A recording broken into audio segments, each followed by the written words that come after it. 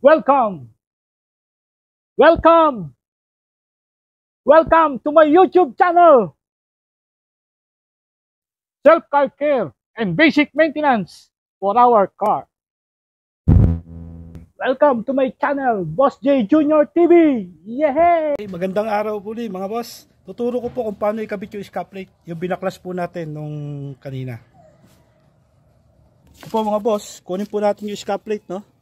Ito po yung scap plate, yung binaklas po natin. Scap plate rear, left hand po ito. So yung kondisyon po nito ay same sa kanan, ano? Yun po, meron po siyang lock dito sa dalawang dulo. Ayan, yung dalawang lock po yan. Yan. Ito po, lock po yan. Then meron pong lock din dito yan. Ito po yung mga guide. Yan, po mga guide po yan. Ito po, may lock din po siya rito. So, kakabit na po natin. Unang-una po, ito pong dalawang lock na yan. Yan, dalawang lock na yan. Isusuot po natin yan dito sa dalawang slot na yan. Yan. Tatapat po natin dyan. So, pag tinapat po natin yan, pag nakatapat na po, yan, nakatapat na po yan, makaramdaman nyo naman po. So, tulak nyo lang po, tulak. Push lang po, push.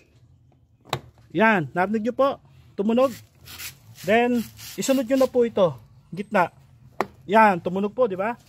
Then, ito na po, yung sa dulo. Yan, yung sa dulo po. Yung po yung lock nyo. Lalak po yan. Pwesto nyo lang. Then, push. Yun po.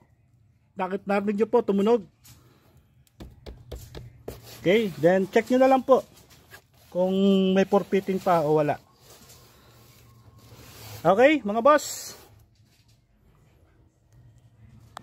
So, thank you po mga boss. Nakikabit na po natin yung ating scap plate. Okay? So, thank you, thank you.